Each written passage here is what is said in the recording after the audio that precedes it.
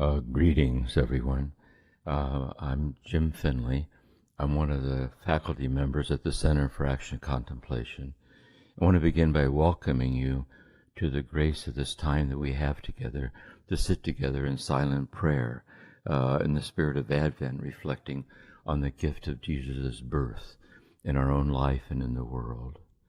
And what I'd like to do here is I'd like to share with you 3 stories that have been personally meaningful to me on the birth of Jesus in the world and in my own life, so that when we sit together in silence, you might think about what your stories are. But what are the stories for you that are so intimate or personal about the tenderness of God being born in Jesus in Bethlehem and in our hearts? So the first story. It says in the 2nd chapter of the Gospel according to Luke, we're reminded that Jesus was born in trying and difficult times, that the Jews were under the power of the Roman Empire, and Caesar Augustus decreed that there was to be a census in which each person had to go to this place of their birth to register in for the census under the dictate of the emperor. And so Joseph was with Mary. She was in her 9th month of pregnancy, and they had to leave Nazareth and go to Bethlehem. And I looked this up, how far that was. It was about 90 miles, and this would have been on foot. Maybe she was on a donkey, I don't know. But it was a long and arduous journey in the 9th month of pregnancy, to travel like hardship, in the midst of hardship. And then when they got to Bethlehem, Mary went into labor, but there was no room in the inn, like the deepening of hardship. And so they had to leave the inn, and they were told that if they would go into the dark, across the cold stubbles of a field into the dark, that there was a stable with the animals. And there in the darkness of the night, in the poverty of the stable and the cold of the night, that's where Jesus was born. And it also says that when Jesus was born, she placed him in a manger, which is a feeding trough for animals. And that's where Jesus was born. So for me, I wondered, what's the lesson in this, if we meditated? Because really it's about us. The birth of Jesus, it reveals us to ourselves in our own life. And it's this, I think. There's no room in the inn, but Jesus comes anyway. And so the busyness of the inn, at one level, might be the noise and the bustle of the world. When we turn on the evening news, and the world's a complicated, noisy, just challenging place sometimes, filled with all kinds of things. And even though it's so full, but Jesus comes anyway. And I say this too as a psychotherapist. I worked a lot with trauma, and just sometimes even in your own life, just the challenges and the bustle of the day. There's no room in the inn for Jesus. That even though there's no room in the busy complexities of your heart, Jesus comes anyway. This way. And that's the message. But here's the point. What we have to do, though, is we have to be willing to leave the noise and the bustle of the din of the day by day, where we get swept away with the complexities of life's demands. You know what life is like. It's challenging. And we have to go off into the dark and into the simplicity of a stable. And there in the stark simplicity and the poverty of the stable, which is a place in our heart where Jesus is born. And that's why we sit in silence. It takes a while to drop down and settle in childlike sincerity and simplicity, where Jesus is perpetually born within our own heart in day-by-day life. Also to realize that when the meditation is over, we have a schedule waiting for us. You have your life to live, I have mine. But can we carry the simplicity of Jesus and the simplicity and poverty of ourselves into the complexities of the day's demands? Because all that's holy too. It's God's life. It's God's life. In our life, in the complexities of life as it is. The Word became flesh and dwelt among us. The second story, for me personally, is my mother would take us to Mass on Sunday, and we always went to 6 o'clock Mass at St. Annunciation Church in Akron, Ohio, and we'd always sit right up front off to a side altar. And I was 3 years old, maybe 4, maybe 3. I was very little. And I remember it was Christmas. I know I was little because I remember my mother giving me her rosary to play with to keep me entertained. I remember I had green glass beads and I was playing with her rosary. And I know that it was Christmas because there were evergreen trees right on the other side of the communion rail up in the sanctuary. And there was there was a stable there with life-size statues of Jesus. Since I was 3 or 4 years old, about as big as I was. And Jesus and Joseph were there, and the stable was there, and the manger was there. And it was Christmas midnight Mass. The church was very crowded. And somewhere in the crowded church, a baby started crying. And I remember I tugged at my mother's sleeve, and I asked her, I whispered in her ear, "Is that Jesus crying?" And she whispered in my ear, "Yes," and I believed her. And today, at 82 years old, I still do believe her. Not the way I did when I was 3, 4. But every child is worth all that God is worth. And so there is the worth of our life. We have the worth of our day-by-day life and our achievements and tasks, and all that's real. But to know that the primordial birth is God's beloved is in this simplicity, where every child is worth all that God is worth. And that childlike simplicity of ourselves as God's beloved is the message of Jesus and the birth of Jesus in our life. And a third story I'll share is that my brother told me that he went to Mass at midnight Mass in this church that he went to in Phoenix, Arizona. And it was midnight Mass. He said the church was packed. And the person presiding at liturgy was a retired pastor, kind of a venerated, like holy person that was kind of held in esteem by the community. And he gave this was his sermon. And in the sermon, he said in this packed church, he said a mother came to him and said she was sharing with her 2 small children about Christmas, getting ready for Christmas. So she helped them. So what they did is they got a shoebox, put straw in it, and her little girl put one of her dolls in the little shoebox. And she took a big cardboard box made like a stable out of it. And then she put towels over their head, like Jesus and Mary and Joseph. So they put towels over their head, and they were kneeling in the stable with their hands folded like this, looking at the little baby Jesus in the straw in the little shoebox filled with straw.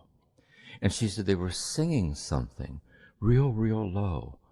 And the priest said that the mother told her she tiptoed real close to see what they were singing. And in a real low voice, they were singing, "For he's a jolly good fellow, for he's a jolly good fellow." And she said this elderly old priest said, "Let's all sing it together real low." And he said everyone in the whole church started singing together in a low voice, "For he's a jolly good fellow." And my brother started crying. And so there's these certain moments where we're moved. We're just utterly moved by the vulnerability and simplicity of ourselves, which is the birth of Christ in our hearts this way. And so, see, what are the moments where we've been in the presence of someone, like the birth of Christ, where we were moved to tears, or we're just moved by the kind of surprising holiness, with the surprising preciousness of life itself? Or how is it maybe, like the priest, God used us to touch somebody's heart? Maybe one of our own children, or our spouse, or a neighbor, or someone who's troubled, that they were moved and touched by the presence of Christ in their life this way. So to me, I think this is what all of this is about. The whole Jesus story, through the birth of Jesus, it reveals us to ourselves. It reveals us to ourselves. And the thing about it, it's universally intimate, and it's universally disarmingly simple and intimate and close this way. And so the reason that we're going to sit then is to drop down, what are your moments? Like, what is these little stories that I shared, what strikes you about it? And what does it bring up inside of you as you sit in the presence of God? Because as you're sitting with the presence of God, say in your own living room, your living room is the stable. And your own sincerity in the silence is the interiority of the stable in your heart where Jesus is born. And so it's in that communal sincerity then that we'll sit for 10 or 15 minutes. And how I do this like a little liturgy of the body. This way is we'll fold our hands and we'll bow. The Soto Zen master says, when we bow, we give ourselves up. And if ever you get to a place in life where the only thing you can do is bow, you should do it. And so as contemplative women, as contemplative men, the least and the most we can do is bow in communal gratitude for the gift and the miracle of being open and receptive to the mystery of Christ's birth in our own heart and in the world. So with that, then, I invite you to sit straight, fold your hands, and bow. And I'll ring the bell once. We'll sit in this prayerful, receptive silence. At the end of the sit, I'll ring the bell once, and we'll bow again.